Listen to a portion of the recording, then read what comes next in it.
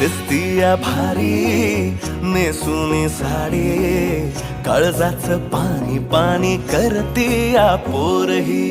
आता क्यूट वाली गावरान बोली, खट्याळ थोडी माझ्या काळजाची चोरही.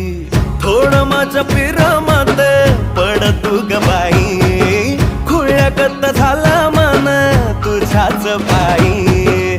आता मला लागली या लग्नाची घाई, भाई आता बोलू नको अग माझी राणी.